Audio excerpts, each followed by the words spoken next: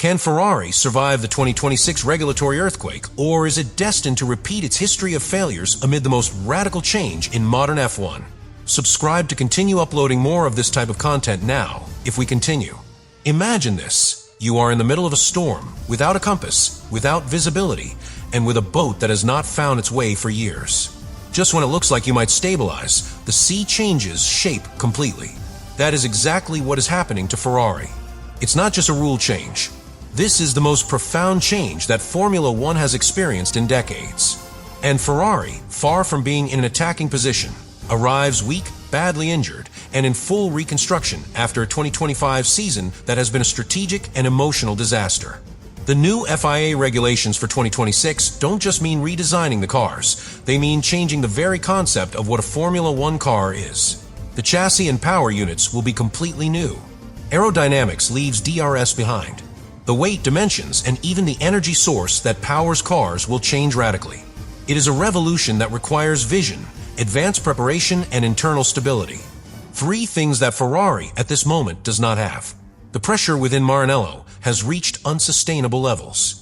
After a 2025 campaign without victories, with repeated errors in strategy, and a car, the SF25, that never found consistency, the technical leadership headed by Fred Vasseur made an extreme decision in April of that same year to completely freeze the development of the current car to focus all resources on the 2026 car, they internally called Project 678.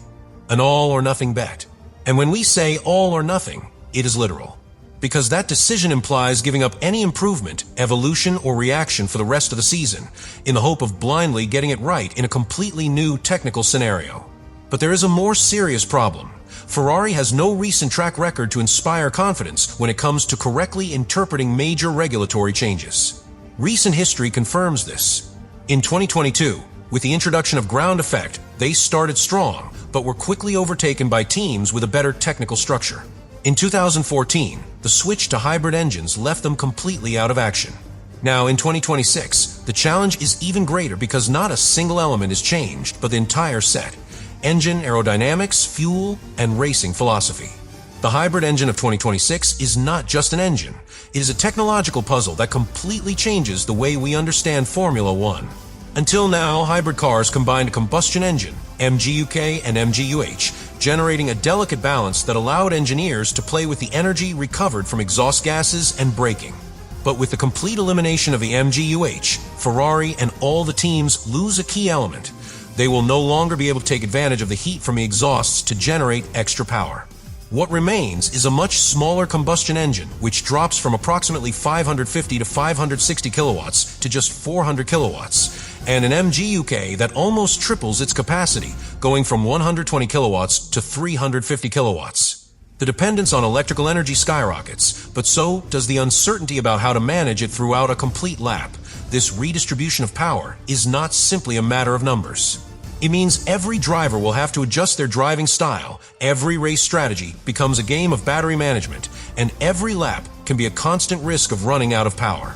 Long straights, where combustion once dominated, now become critical planning areas.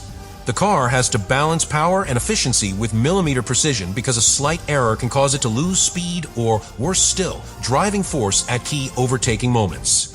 The dilemma intensifies for Ferrari because its choice of 100% sustainable fuels, derived from waste and biomass, adds another uncertain variable. These fuels are more environmentally friendly, but their energy efficiency and interaction with the electric motor are not fully proven. While other teams experiment with synthetic e-fuels optimized for maximum power, Ferrari takes risks by relying on the chemistry and logistics of Shell, with decades of history together, but in completely new terrain. Any failure in thermal management, fuel pressure, or combustion consistency could result in instant loss of performance and, in the worst case, mechanical failure during the race. Furthermore, this transition forces engineers to rewrite practically everything they have learned in recent years. What previously worked in simulations may not reflect reality on the track. Energy control systems, power flow, and the interaction between fuel and electric motor become very complex. Every adjustment that seems minor today can have enormous repercussions on the speed, reliability, and durability of the car. And for Ferrari, which has already demonstrated recent difficulties in translating simulation into real performance, this technical challenge becomes a minefield where any misstep can cost victories before the 2026 season even begins. In short, the new hybrid engine of 2026 is a technological bet that requires absolute perfection, total coordination between engine, battery, and driver, and a capacity for adaptation that Ferrari will have to demonstrate under extreme pressure. There is no margin for error, and any failure can be definitive in a championship that promises to be more competitive, more unpredictable, and more electric than ever. 2020 SXS Active Aerodynamics is not simply a mechanical adjustment. It is a paradigm shift that turns the car into an almost living system, capable of modifying its behavior in real time according to the demands of each curve and straight line. What was previously resolved with a fixed aileron and load adjustments is now managed by algorithms that alter angles of attack, airflows, and aerodynamic pressure in milliseconds.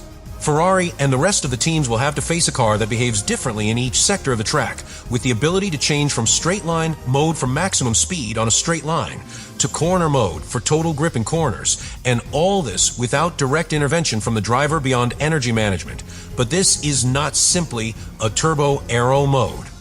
This system requires engineers to develop precise behavior maps, extremely complex airflow simulations, and action protocols. They're automatically activated in each situation.